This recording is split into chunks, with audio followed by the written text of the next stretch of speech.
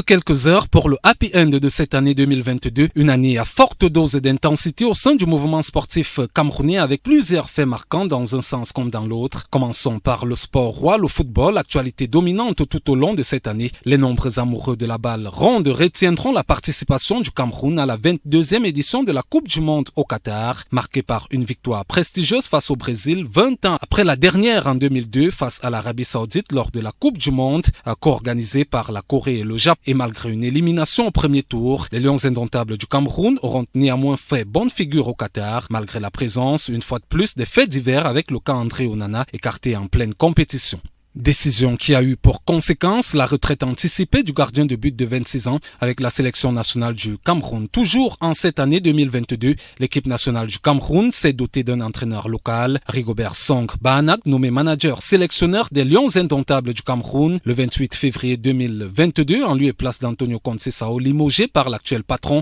de l'instance fêtière du football camerounais. Une décision qui a abouti à une situation de tension entre la tutelle, le ministère des Sports et de l'Éducation physique et la Fédération camerounaise de football. Notons qu'en 2022, la Fédération camerounaise de football s'est également séparée de l'équipementier Coq Sportif pour un mariage avec One All Sport avec des conséquences notoires, notamment des dommages et intérêts à reverser à l'équipementier français. 2022 aurait également été marqué par la négligence de l'exécutif fédéral actuel à l'endroit des sélections inférieures à l'instar des U23 du Cameroun non qualifiés pour la Coupe d'Afrique des Nations de leur catégorie. La faute à une impréparation poussée. Notons également l'absence d'un football jeune toujours inexistant et parfois très mal pensé malgré les promesses de l'actuel exécutif à la Fédération camerounaise de football lors de la campagne électorale, sans oublier la filouterie à l'endroit des présidents de clubs de l'Elite One au Qatar, rentrée bredouille pour la majeure partie dans cette expédition. Même si la seule satisfaction pour les joueurs de première et de deuxième division cette année 2022 réside au niveau de l'augmentation parlée des salaires, l'organisation d'une cérémonie à leur endroit du Ballon d'Or camerounais et de la présence de 2 joueurs du championnat local à la dernière édition du mondial il y a quelques jours. Le mouvement sportif ne se limitant pas qu'au football, les autres fédérations n'ont pas également eu de répit tout au long de cette année qui s'achève avec le renouvellement des organes dirigeants au sein des fédérations sportives civiles nationales, un processus attendu depuis plusieurs années, pacifique dans certaines fédérations, notamment le judo, l'haltérophilie, le basket et le golf, pour ne citer que celles-là, mais très complexe dans d'autres, boxe, cyclisme, volleyball, parfois à cause des conflits internes, mais surtout le rôle trouble de la tutelle, le cas de la Fédération camerounaise de volleyball qui se voit imposé par le ministère des Sports et de l'Éducation physique, un retour au texte d'une loi caduque après le passage suite au vote en Assemblée générale et promulgué par le chef de l'État de la loi du 11 juillet 2018 qui donnait 6 mois aux fédérations pour s'y arrimer. 2022, c'est également des fédérations qui continuent d'exister dans les sacs, sans siège ni compétition organisée tout au long de cette année, mais soutenues financièrement par le ministère des Sports. 2022 aurait également été marqué par des fédérations exemplaires avec de nombreuses médailles glanées malgré la précarité des moyens financiers, une politique sportive mal pensée, une planification parfois incongrue de la tutelle. Bref, tout n'aura pas été rose, tout n'aurait également pas été noir au sein du mouvement sportif camerounais qui a néanmoins besoin des personnes de poigne, des personnes dévouées et passionnées pour un mieux-être en 2023.